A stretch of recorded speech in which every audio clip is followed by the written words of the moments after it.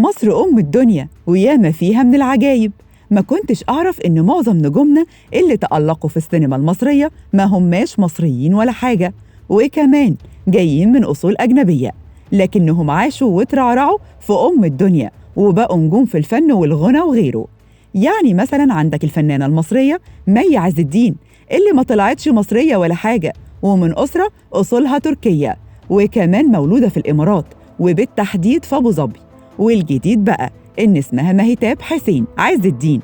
أما مي ده فهو اسم الشهرة أو اسم الدلع اللي هي بتحبه زي ما بتقول.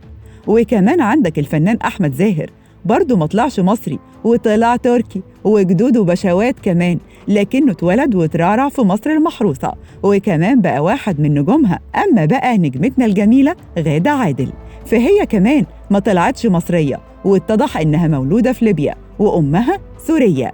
ده إيه اللي بيحصل ده يا جماعة؟ ده كمان بيقولوا إن أمها هي أخت الفنانة الكبيرة شمس البارودي، يعني كمان شمس البارودي بتاعتنا ما طلعتش مصرية.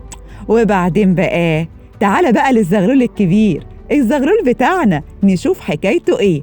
أحمد مكي اللي كلنا بنموت فيه، واللي اتضح إنه مولود في الجزائر وبالتحديد في مدينة وهران، ومعاه جنسية جزائرية لكن أمه مصرية. يعني هنفهم من كده كمان إن إيناس مكي شقيقة أحمد مكي اللي جات معاه من الجزائر وعاشت وترعرعت في مصر وبالتحديد في منطقة طلبية بالهرم، هي كمان مش مصرية. واللي مش هتصدقوه بقى إن سمية الخشاب جنسيتها كويتية.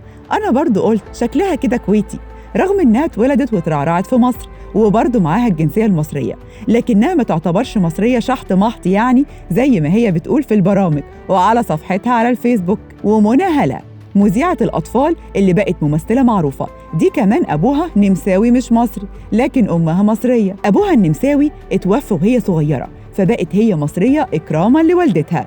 وهنا شيحة اللي اتولدت في لبنان من أم لبنانية وأخدت الجنسية اللبنانية، لكن وعلشان أبوها هو الفنان التشكيلي المصري أحمد شيحة جت مصر وحصلت على الجنسية وبقت نجمة، ومش لوحدها، ده كمان معاها اخواتها حلا ورشا ومايا، وكمان مي سليم واخواتها ميسة حمدان ودانا حمدان.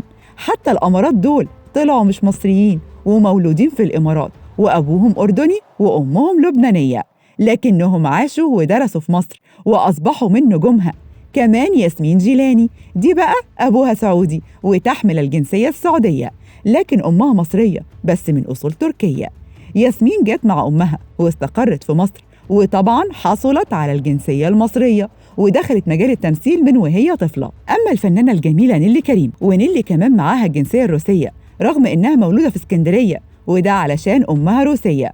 أمها سافرت بيها وفضلت في روسيا لغاية ما كملت 16 سنة، وبعدها رجعت وبقت راقصة باليه معروفة.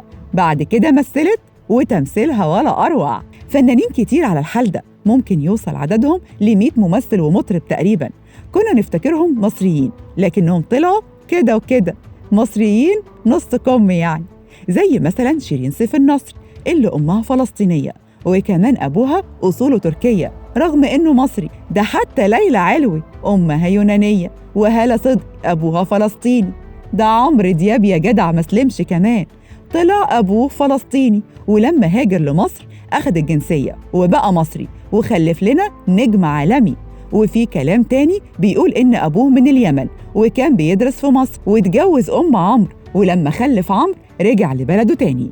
الفنان عمر الشريف من أصول لبنانية واتولد باسم ميشيل ديمتري شلهوب، وسبحان مغير الأحوال. أما نهال عنبر بقى فدي أصولها شركسية، والفنانة لوسي فلسطينية لكنها نشأت في شارع محمد علي فبقت مصرية. أما الفنانة نيلي المعجونة بشقاوة المصريين دي كمان أصولها أرمنية، وبالتالي لبلبة برضه تبقى أرمنية.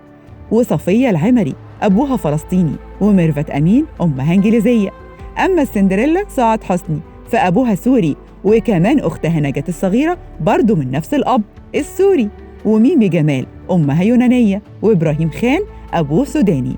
وطبعاً حسين فهمي ومصطفى فهمي اللي معروفين جداً إنهم شراكسة يعني من عيلة شركسية. أما نجوى فؤاد فمن يافا الفلسطينية، وليلى طاهر أصولها تركية.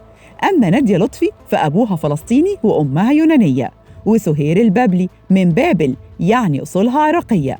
أما شويكار فأبوها تركي وأمها شركسية. عادل أدهم أمه تركية وأمها اللي هي تبقى جدته يونانية. ده حتى رشدي أباظة طلعت مامته إيطالية. وجميل راتب أمه إسبانية. وليلى فوزي أمها تركية. وسمراء الشاشة مديحة يسري أبوها تركي وأمها سودانية. وليلى مراد أبوها من المغرب وأمها بولندية. وماري منيب سورية بنت سوري وسورية. وكمان أنور وجدي طلع من أصول سورية. وغيرهم القائمة كبيرة وبتطول كل ما بنقول، لكن للأسف أنا مشغولة ليلادي، ممكن أكمله لكم في حلقة جديدة.